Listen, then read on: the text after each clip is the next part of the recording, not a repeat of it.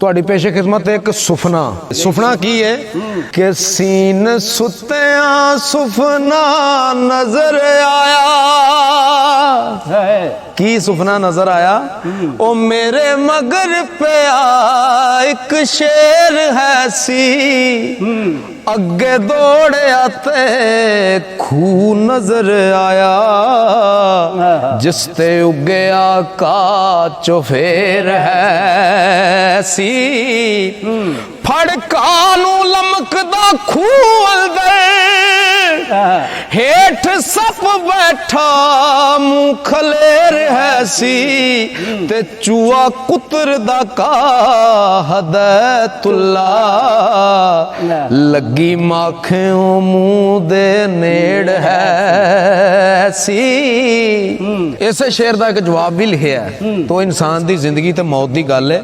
ਸਰਕਾਰ ਲਿਖਦੇ ਨੇ ਕਿ ਸੀਨ ਸੁੱਤਿਆਂ ਸੁਪਨਾ ਨਜ਼ਰ ਆਇਆ, ਪੀਰ ਆਪਣੇ ਪਾਸ ਜਵਾਨ ਮੀਆਂ, ਤੇ ਪੀਰ ਆਖਦਾ ਸ਼ੇਰ ਓ ਮੌਤ ਜਾਣੀ, ਪੀਰ ਆਖਦਾ ਸ਼ੇਰ ਓ ਮੌਤ ਜਾਣੀ, ਉਹ ਲੱਗਾ ਤੈਨੂੰ ਜਿਹੜਾ ਖਾਣ ਮੀਆਂ। ਉਹ ਚੂਆ ਸਾ ਜਿਹੜਾ ਬੰਦਾ ਸਾਹ ਲੈਂਦਾ, ਉਹ ਚੂਆ ਸਾ ਤੇ ਕਾ ਹੈ ਉਮਰ ਤੇਰੀ,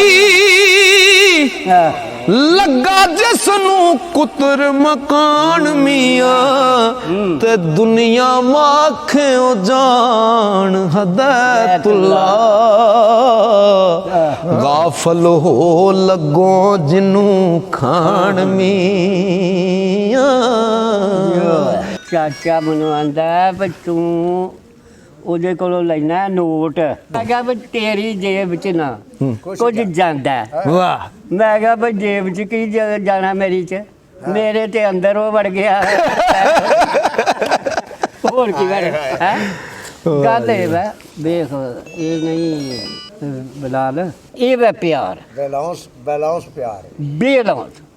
ਖੁਦਾ ਲਾਲਚ ਹੋਵੇ ਉਹ ਕਦੇ ਵੀ ਤੋੜ ਨਾ ਚੜਦੀ।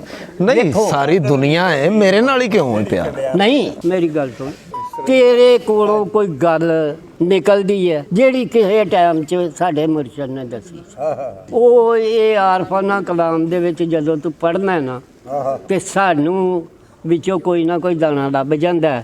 ਦੂਰ ਦਾ ਦੂਰ ਅਸੀਂ ਉਹ ਪੁੱਤਰ ਤੈਨੂੰ ਹੁਣੇ ਹੀ ਦੱਸਿਆ ਪਰ ਤੇਰੇ ਪੜ੍ਹਦਿਆਂ ਤੇ ਸਾਡੀ ਰਾਤ ਲੰਘਦੀ ਹੈ, ਤੇ ਨਸੀਬ ਸਾਡੇ ਏਡੇ ਕੁ ਚੰਗੇ ਦੇ ਨਾਲ ਬੈਠੇ ਹੋਏ।